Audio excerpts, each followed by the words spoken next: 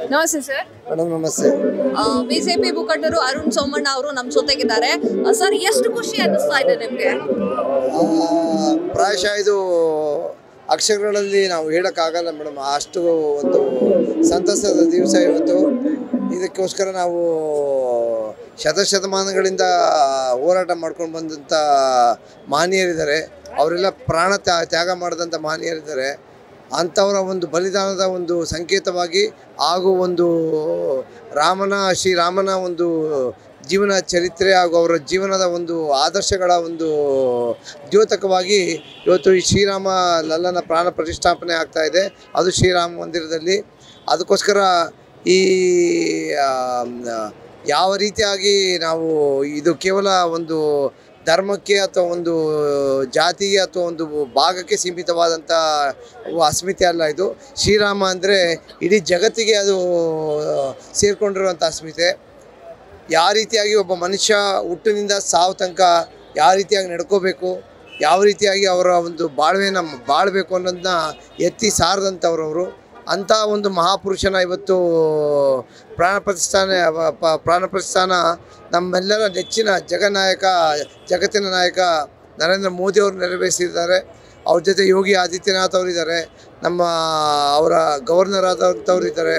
ಹೀಗೆ ಭಾಳ ಮಾನ್ಯರು ಇದಕ್ಕೆ ಅದರಲ್ಲಿ ಭಾಗವಹಿಸಿದ್ದಾರೆ. ಈ ಥರ ಒಂದು ಕಾರ್ಯಕ್ರಮ ಇಡೀ ಜಗತ್ತು ಇವತ್ತು ನೋಡ್ತಾ ಇದೆ ಅಂದರೆ ನಾವೆಲ್ಲರೂ ಇದನ್ನು ಮರೆಯೋಕ್ಕಾಗದಿರೋಂಥ ಕ್ಷಣ ಇದು ಜೀವನದಲ್ಲಿ. ಈ ಒಂದು ಕಾರ್ಯಕ್ರಮ ಏನು ನಾವು ಸಣ್ಣ ಮಟ್ಟದಲ್ಲಿ ಗೋವಿಂದನಗರದಲ್ಲಿ ಆಯೋಜಿಸಿದ್ದೀವಿ, ಅದಕ್ಕೆ ಕಾರಣೀಭೂತರಾದಂಥವ್ರು ಎಲ್ಲ ಇಲ್ಲಿ ನನ್ನ ಜೊತೆಗಿದ್ದಾರೆ. ನಮ್ಮ ಮಂಡ್ಯದ ಅಧ್ಯಕ್ಷರಾದಂಥ ವಿಶ್ವನಾಥ್ ಗೌಡರು, ನಮ್ಮ ಮೋಹನ್ ಕುಮಾರ್ ಅವರು, ನಮ್ಮ ದಾಸೇಗೌಡರು, ಸಿದ್ಧಾರ್ಥಣ್ಣ ಅವರು, ಹಾಗೂ ಎಲ್ಲ ನಮ್ಮ ರಮೇಶ್ ಅಣ್ಣವರು, ಎಲ್ಲರ ನಮ್ಮ ರತ್ನಮ್ಮ ಮೇಡಮ್ ಅವರು, ಎಲ್ಲರೂ ಕೂಡ ಸಹಭಾಗಿತ್ವ ಇದೆ. ಯಾರ್ದೋ ಒಂದಿಬ್ಬರು ಹೆಸರು ಬಿಟ್ಟಿರ್ಬೋದು, ದಯವಿಟ್ಟು ಅನ್ಯತೆ ಭಾವಿಸ್ಬೇಡಿ. ತಮ್ಮಲ್ಲಿ ನಾನು ನಿಮ್ಮ ಒಂದು ವಾಹಿನಿ ಮುಖಾಂತರ ಕೇಳ್ಕೊಳ್ಳೋದೇನೆಂದರೆ, ಎಲ್ಲ ಭಕ್ತಾದಿಗಳಲ್ಲಿ ದಯವಿಟ್ಟು ಶ್ರೀರಾಮನ ಆದರ್ಶಗಳನ್ನ ನಾವೆಲ್ಲರೂ ಪಾಲಿಸೋಕ್ಕಾಗಲ್ಲ ಕಂಪ್ಲೀಟಾಗಿ, ಅಟ್ಲೀಸ್ಟ್ 4-5 ಆದರ್ಶಗಳನ್ನ ಪಾಲಿಸೋಣ ಅನ್ನೋ ಇವತ್ತು ಒಂದು ಸಂಕಲ್ಪ ಮಾಡ್ಕೊಳ್ಳೋಣ ಅಂತ ತಮ್ಮ ವಾಹಿನಿ ಮುಖಾಂತರ ನಾನು ಪ್ರಾರ್ಥಿಸ್ಕೊತೀನಿ. ಹಾಗೂ ಎಲ್ಲರಿಗೂ ಕೂಡ ಶ್ರೀರಾಮ ಒಳ್ಳೇದು ಮಾಡಲಿ ಅಂತ ನಿಮ್ಮ ವಾಹಿನಿ ಮುಖಾಂತರ ಎಲ್ಲರಿಗೂ ಶ್ರೀರಾಮನಲ್ಲಿ ನಾನು ಒಂದು ಪ್ರಾರ್ಥಿಸ್ತೀನಿ ಅಂತ ಹೇಳಲಿಕ್ಕೆ ಇಷ್ಟಪಡ್ತೇನೆ. ಸರ್, ಅಯೋಧ್ಯೆ ಒಂದು ಪುಟ್ಟ ಊರಾಗಿತ್ತು, ಈಗ ಅದು ಪ್ರೇಕ್ಷಣೀಯ ಸ್ಥಳವಾಗಿ ಮಾರ್ಪಾಡಾಗ್ತಾ ಇದೆ. ಅಂತಂದ್ರೆ ಶ್ರೀರಾಮನ ಮೂರ್ತಿ ಪ್ರತಿಷ್ಠಾಪನೆ ಅಲ್ಲೇ ಆಗ್ತಾ ಇದೆ. ಎಷ್ಟು ಅಭಿವೃದ್ಧಿ ಕೆಲಸಗಳು ಅಲ್ಲಿ ಸಾಗಬೇಕು ಅಥವಾ ಸಾಗ್ತಾ ಇದೆ ಅಂತ ಅನ್ಸುತ್ತೆ ನಿಮಗೆ? ಮೇಡಮ್, ಈಗಾಗಲೇ ಯೋಗಿ ಆದಿತ್ಯನಾಥ್ ಅವರು ಮಾತಾಡಿದ್ದಾರೆ, ನಮ್ಮೆಲ್ಲ ನೆಚ್ಚಿನ ಪ್ರಧಾನಿಯವರು ಮಾತಾಡಿದ್ದಾರೆ. ಯಾವ ರೀತಿಯಾಗಿ ಕನೆಕ್ಟಿವಿಟಿ, ಏರ್ ಕನೆಕ್ಟಿವಿಟಿ ಇರ್ಬೋದು, ಟ್ರೈನ್ ಕನೆಕ್ಟಿವಿಟಿ ಇರ್ಬೋದು, ರೋಡ್ ಕನೆಕ್ಟಿವಿಟಿ ಇರ್ಬೋದು, ಅಲ್ಲಿ ಮತ್ತು ಅಕಾಮಿಡೇಷನ್ ಇರ್ಬೋದು, ನಿಮಗೆ ಊಟದ ವ್ಯವಸ್ಥೆಗಳಿರ್ಬೋದು, ಯಾವ ರೀತಿಯಾಗಿ ಇವತ್ತು ಅದು ನಿಮಗೆ ಮಾರ್ಪಾಡಾಗಿದೆ ಅಂದರೆ ಪ್ರಾಯಶಃ ಅದು ಒಂದು ಮಿರಾಕಲ್ ಅಂದರೂ ಕೂಡ ಅದು ಅತಿಶಯೋಕ್ತಿ ಆಗಲ್ಲ. ಅದು ಅಷ್ಟು ಅಚ್ಚುಕಟ್ಟಾಗಿ ಅವರು ಇವತ್ತಿನ ದಿವಸ ಇಡೀ ಕ್ಷೇತ್ರವನ್ನು ಅವರು ಬದಲಾವಣೆ ಮಾಡಿದ್ದಾರೆ. ಮೋದಿಯವರು ಅಂದರೆ ಸರ್ವಾಂಗೀಣ ಅಭಿವೃದ್ಧಿ, ಏನು ಅವ್ರು ಹೇಳ್ತಾರೆ ಸಬ್ಕಾ ಸಾಥ್ ಸಬ್ಕಾ ವಿಕಾಸ್ ಅಂತ, ಅವರು ಪ್ರತಿಯೊಂದು ಕೂಡ ಮೈಕ್ರೋ ಮ್ಯಾನೇಜ್ ಮಾಡಿ ಪ್ರತಿಯೊಂದು ಏರಿಯಾದಲ್ಲೂ ಪ್ರತಿಯೊಂದು ಡಿಪಾರ್ಟ್ಮೆಂಟಲ್ಲೂ ಕೂಡ ಎಲ್ಲೂ ಕೂಡ ತೊಂದರೆ ಆಗದಿರೋ ರೀತಿಯಾಗಿ ಇಡೀ ಒಂದು ಕ್ಷೇತ್ರವನ್ನು, ಇಡೀ ಒಂದು ಡಿಸ್ಟ್ರಿಕ್ಟ್ನ ಅವರು ಅಭಿವೃದ್ಧಿ ಮಾಡ್ತಾಯಿದ್ದಾರೆ. ಇನ್ನೂ ಅಭಿವೃದ್ಧಿ ಆಗುತ್ತೆ. ಅದು ಮುಂಬರುವ ದಿವಸಗಳಲ್ಲಿ ಅತಿ ಹೆಚ್ಚಿನ ಸಂಖ್ಯೆ ಯಾವುದಾದ್ರೂ ದೇವಸ್ಥಾನದಲ್ಲಿ ಹೋಗ್ತಾರೆ ಭಕ್ತಾದಿಗಳು ಅಂದರೆ ಅದು ಅಯೋಧ್ಯೆಯ ಶ್ರೀರಾಮ ಮಂದಿರ ಅಂತ ನಾನು ಹೇಳಲಿಕ್ಕೆ ಇಷ್ಟಪಡ್ತೀನಿ ಮೇಡಮ್. ಸರ್, ಇವಾಗ ನರೇಂದ್ರ ಮೋದಿ ಅವರಾಗಿರ್ಬೋದು, ಯೋಗಿ ಆದಿತ್ಯನಾಥ್ ಆಗಿರ್ಬೋದು, ಈ ದೇವಸ್ಥಾನವನ್ನ ಅಭಿವೃದ್ಧಿ ಮಾಡೋಕೆ ತುಂಬಾ ಎಫರ್ಟ್ ಅನ್ನು ಹಾಕಿದ್ದಾರೆ. ಅವ್ರ ಜೊತೆ ಇಡೀ ಜನತೆ ಇದೆ, ಇಡೀ ಸಮಾಜ ಇದೆ ಅಂತ ನಿಮ್ಗೆ ಅನ್ನಿಸ್ತಾ ಇದೆಯಾ? ಖಂಡಿತವಾಗೂ ಮೇಡಮ್, ಇಡೀ ಜಗತ್ತು ಇದೆ, ಇಡೀ ಸಮಾಜ ಇದೆ. ನಾವೆಲ್ಲರೂ ಕೂಡ ಕೇವಲ ಒಂದೇ ಒಂದು ಅವರು ಕೊಟ್ಟಿದ್ದ ಒಂದು ಕೂಗಿಗೆ ಇಲ್ಲಿ ನಾವು ನಿಂತಿರುವಂಥ ಗೋವಿಂದನಗರದ ಜನತೆ, ನಮ್ಮ ಜೊತೆ ನಿಂತಿರೋಂಥ ಎಲ್ಲ ನಮ್ಮ ಮುಖಂಡರು ಯೋಚನೆ ಮಾಡಲಿಲ್ಲ. ತಮ್ಮ ಚೆಕ್ಗಳನ್ನ ಹೋಗಿ ಇಮಿಡಿಯೇಟಾಗಿ, ನಾನು ಇಲ್ಲಿ ದುಡ್ಡಿನ ಬಗ್ಗೆ ಮಾತಾಡೋಕ್ಕೆ ಹೋಗಲ್ಲ, ಆದರೆ ಅವರ ಒಂದು ವಿಶ್ವಾಸ ಹಾಗೂ ಅವರ ಒಂದು ನಂಬಿಕೆ ಹಾಗೂ ಅವರ ಒಂದು ದೇವರ ಬಗ್ಗೆ ಇರುವಂಥ ಏನು ಅಚಲವಾದಂಥ ಒಂದು ಪ್ರೀತಿ ವಿಶ್ವಾಸ ಇದೆ, ಅದ್ರ ಬಗ್ಗೆ ಹೇಳೋಕ್ಕೆ ಇಷ್ಟಪಡ್ತೀನಿ.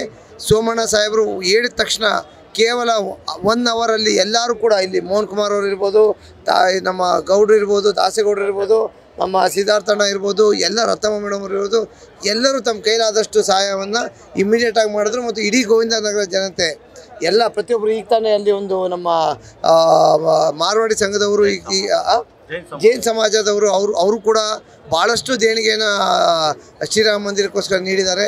ಇವತ್ತು ಕೂಡ ಎಲ್ಲ ಕಡೆ ಅವರು ಪ್ರಸಾದ ವಿನಿಯೋಗ ಮಾಡ್ತಾ ಇದ್ದಾರೆ. ಯಾರು ಕೂಡ ಅವ್ರಿಗೆ ಹೇಳಿಲ್ಲ ನೀವು ಮಾಡಿ ಅಂತ, ಅವರೇ ಸ್ವಯಂ ಪ್ರೇರಿತರಾಗಿ ಮಾಡ್ತಾ ಇದ್ದಾರೆ. ಈಗ ತಾವು ಇಲ್ಲೇ ನೋಡ್ಬೋದು, ಇಲ್ಲೇ ಈಗಾಗಲೇ ಅಶೋಕಣ್ಣ ಮಾತಾಡ್ತಾ ಹೇಳಿದ್ರು, ಶ್ರೀರಾಮನ ಬರ್ತ್ ಸರ್ಟಿಫಿಕೇಟ್ನ ತೋರಿಸಿ ಅಂತ ಕೇಳಿದ ಅಫಿಡವಿಟ್ ಹಾಕಿದಂಥ ಪಕ್ಷದವರು ಇವತ್ತು ಶ್ರೀರಾಮನ ಒಂದು ಕಟೌಟ್ಗಳನ್ನ ಹಾಕ್ಕೊಂಡಿದ್ದಾರೆ. ಶ್ರೀರಾಮನ ಒಂದು ಸ್ಮರಣೆ ಮಾಡ್ತಾ ಇದ್ದಾರೆ, ಹಾಗೂ ಹನುಮಂತನ ಸ್ಮರಣೆ ಮಾಡ್ತಾ ಇದ್ದಾರೆ. ಅಂದರೆ ತಮಗೆ ಗೊತ್ತಾಗ್ತಾ ಇದೆ ಯಾವ ರೀತಿಯಾಗಿ ಇಡೀ ಪ್ರಪಂಚ ಶ್ರೀರಾಮಮಯವಾಗಿದೆ, ಯಾಕಾಗಿದೆ ಅನ್ನೋದಕ್ಕೂ ಕೂಡ ತಮಗಾಗಲೇ ನಾನು ಹೇಳಿದಾಗೆ ಆ ರೀತಿಯಾದಂಥ ಆದರ್ಶ ಪುರುಷ ಮತ್ತೊಮ್ಮೆ ಹುಟ್ಟು ಬರಲ್ಲ. ಅವರ ಆದರ್ಶಗಳಲ್ಲಿ ಆದಷ್ಟು ನಾವು ನಡೆಯೋಣ ಅಂತ ಮತ್ತೊಮ್ಮೆ ತಮ್ಮ ಮುಖಾಂತರ ನಾನು ಕೇಳ್ಕೊತೀನಿ.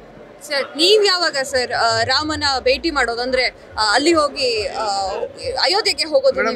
ಅಯೋಧ್ಯೆಗೆ ಈಗ ತಾನೇ ಅಶೋಕಣ್ಣ ಹೇಳಿದ್ರು, ಎಲ್ಲ ಶಾಸಕರನ್ನ ಕರ್ಕೊಂಡು ಹೋಗೋ ಒಂದು ನಿಯೋಗ ಮಾಡ್ತಾ ಇದ್ದಾರೆ ಅಂತ. ತದನಂತರ ಪ್ರಾಯಶಃ ನಾವೆಲ್ಲ ಏನು ಮಂಡ್ಯದ ಪದಾಧಿಕಾರಿಗಳಿದ್ದೀವಿ ನಾವೆಲ್ಲರೂ ಅವ್ರನ್ನ ಕೇಳ್ಕೊತೀವಿ. ಅವರ ಒಂದು ಸಮ್ಮುಖದಲ್ಲಿ, ಅವರ ಒಂದು ನೇತೃತ್ವದಲ್ಲಿ ಹಾಗೂ ಸೋಮಣ್ಣವರ ನೇತೃತ್ವದಲ್ಲಿ ನಾವೆಲ್ಲರೂ ಹೋಗ್ತೀವಿ ಮೇಡಮ್. ಸದ್ಯದಲ್ಲೇ ಹೋಗ್ತೀವಿ, ಭಾಳ ಶೀಘ್ರದಲ್ಲೇ ಹೋಗ್ತೀವಿ. ಕೊನೆಯದಾಗಿ ಸರ್, ರಾಮ ಭಕ್ತರಿಗೆ ಏನು ಹೇಳೋಕೆ ಇಷ್ಟಪಡ್ತೀರಾ? ಈಗಾಗಲೇ ನಾನು ತಮ್ಗೆ ಹೇಳಿದಾಗೆ ಮೇಡಮ್, ನಾವು ಕೂಡ ರಾಮ ಭಕ್ತರೇ, ಮೋಹನ್ ಅಣ್ಣ ಕೂಡ ರಾಮ ಭಕ್ತರೇ, ಎಲ್ಲ ರಾಮ ಭಕ್ತರೇ.